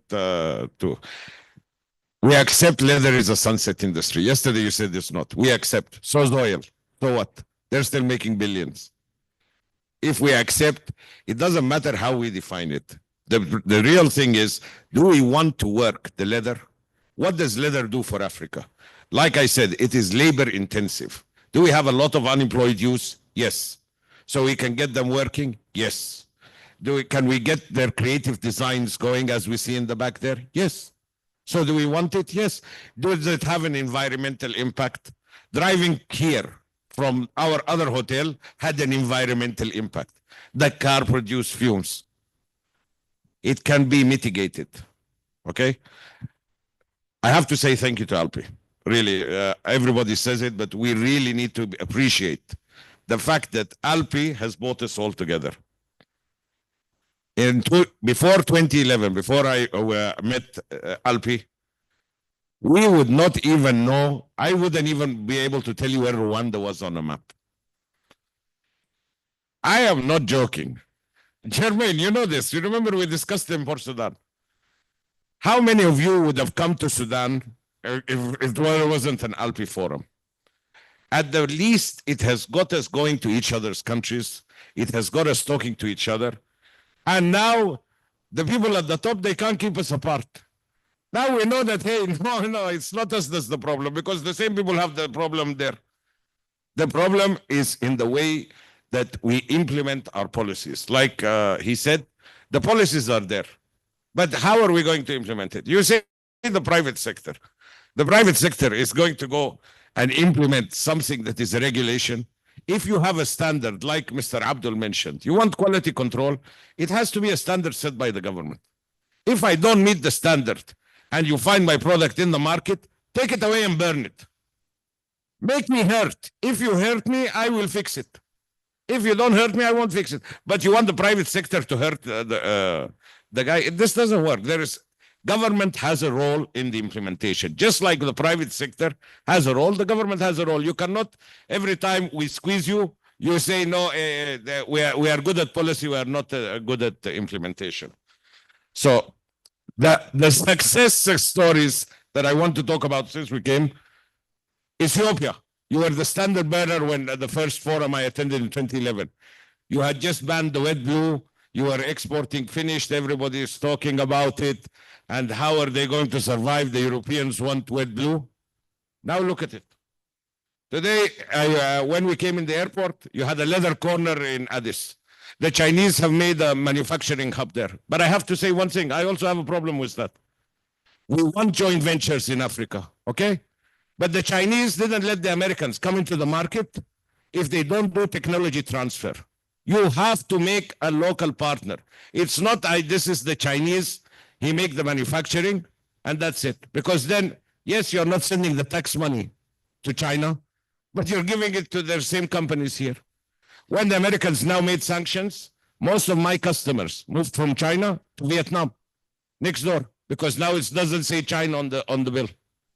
We have to be clear in our policies, please, that anything that comes for the manufacturing, you want to sell in Africa for 1.3 billion people, okay, come here, but have local partners. You have to do the technology transfer. Even now, I say even this, sorry, I'm taking a bit longer. Ethiopia, you should be happy with the Chinese are there. Do you know why? You have 4,000 employees in that big shoe factory that they were happy with.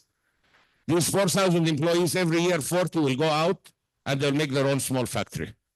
Because now they learned how it's done correctly to the real quality. It used to happen to us.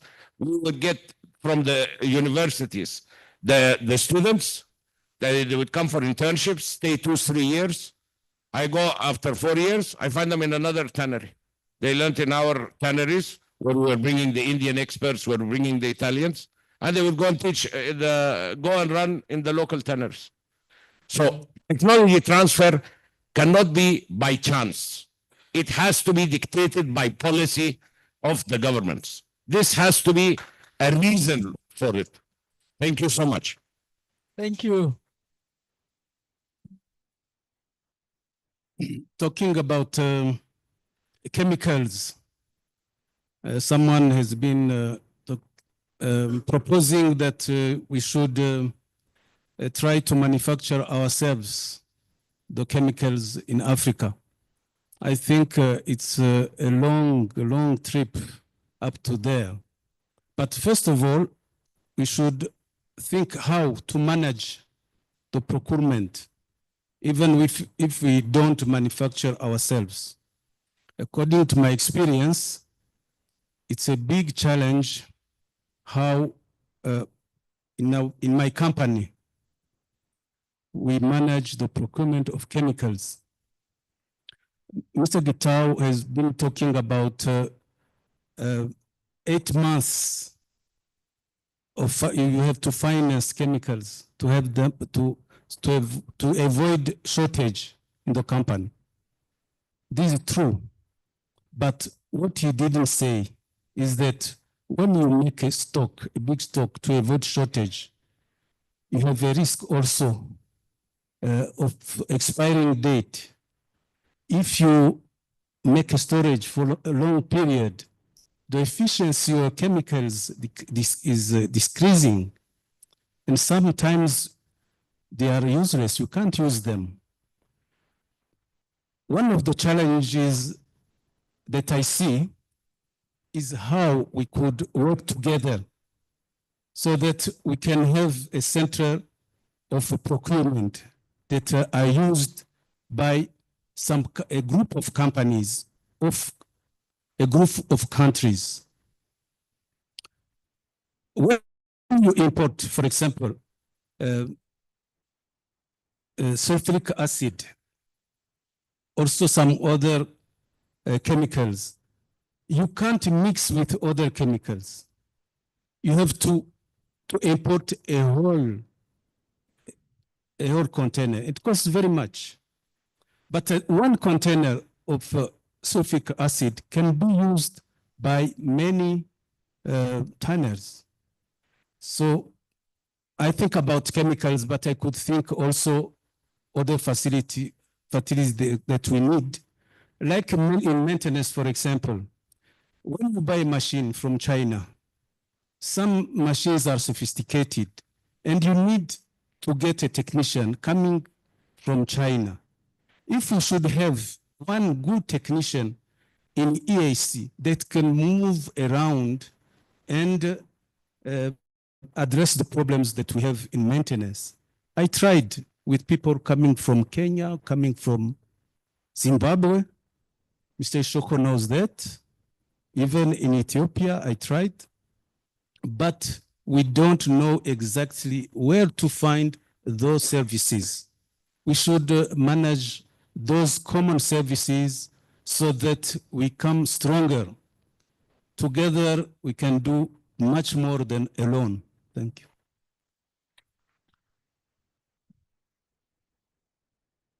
Thank you.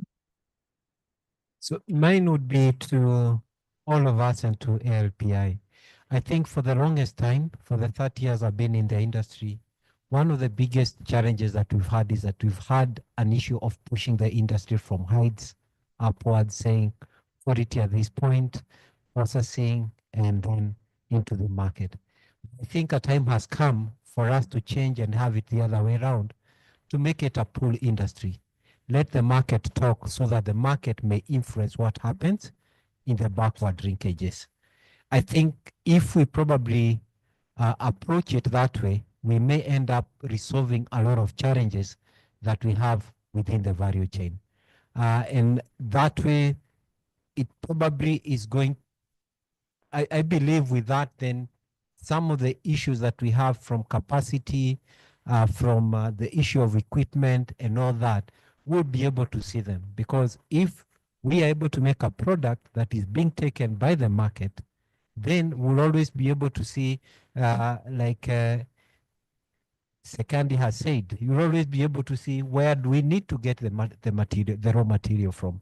And I always give the example of the Northern African countries. Most of them, if you look at the number of livestock that they have, vis-a-vis the product that they make, that they export into the European market, it can't be compared with what we have within the COMESA region. So I think we need to change, have a total mindset change so that we push things more, or we pull things from the marketplace so that we are able to influence things within the backward activities. Thank you.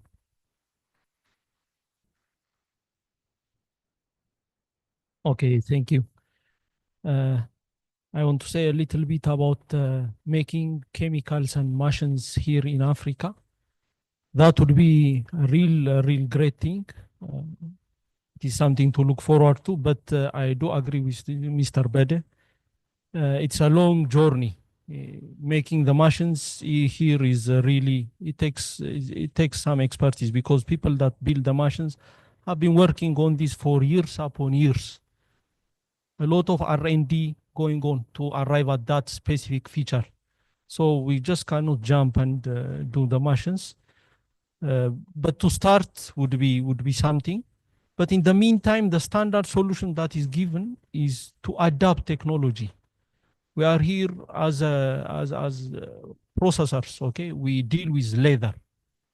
So we adapt the technology and do leather to the best of our ability to the world to acceptable level. So if we remove wastages and so on, and do good laser, so making the chemicals and building the machines can also be thought of, or it can be done side by side. For this, I think the government, as said, has a huge role, and we have to look forward to that. Thank you. Thank you very much. Colleagues, I think again, let me also take the opportunity to thank P. Please. You want to?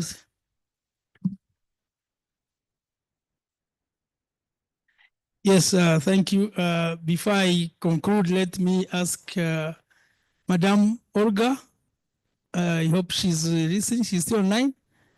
Okay. If she has some concluding remarks, let her go online. Thank you. Please ask her because she may not be hearing me. Yes, I am here. Thank you very much, Chair. It's a pleasure to join this session. It's wonderful to hear all the ideas. I noted some points, and what one of the speakers said about the finance and governance as a key like elements for successful industry. So I would like to join the panelists saying that also together we can achieve more. And would just like to congratulate Alpi on this successful event. This is 17th edition, and we are happy to continue the partnership with Alpi, and hopefully together we can do more. Thank you all. Thank you. Thank you, Olga. Yeah, I also want to thank RP for really continuing to bringing us together, because now we can feel the African Continental Free Trade Area, because we are all in the same market now here, negotiating and networking. So I can see the issue of partnerships and joint ventures is really highly stressed.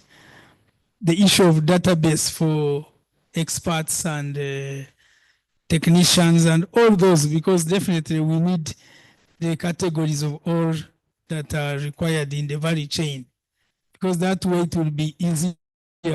Even when it comes to accessing financing, some financing institutions need recommendations. So all these people in the room can recommend each other.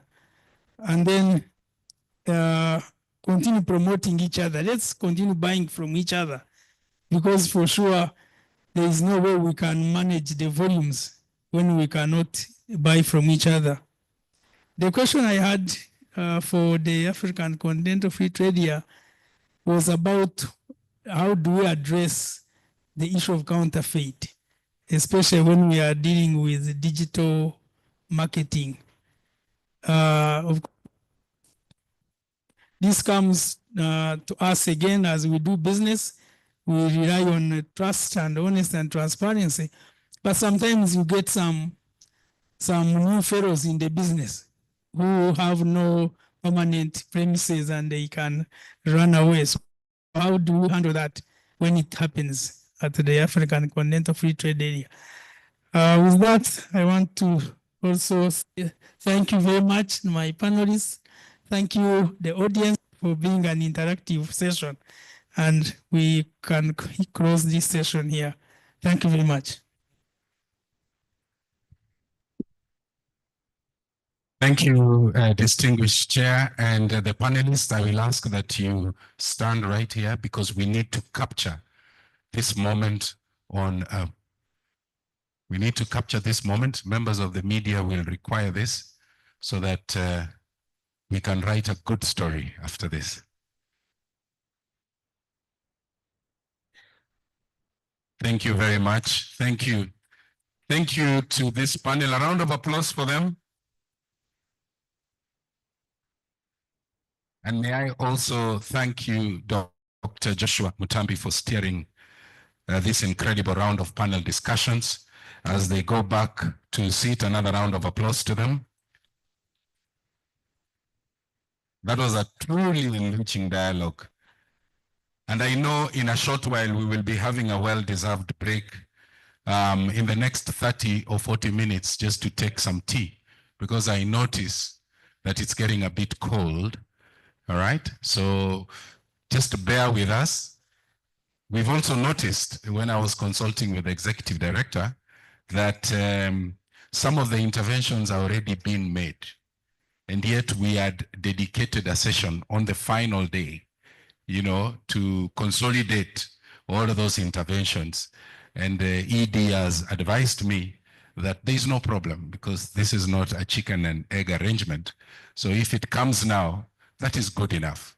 So we will have our rapporteurs just documenting all as we move on. So is it okay if we have a session for 30 minutes?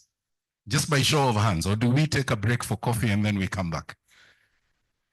Let me see how many think that break is a good idea. Break? How many of us break? Then we come back. All right. Can you promise me one thing though? Can we be back in 10 minutes? That's okay. Then the eyes have it. Enjoy your tea.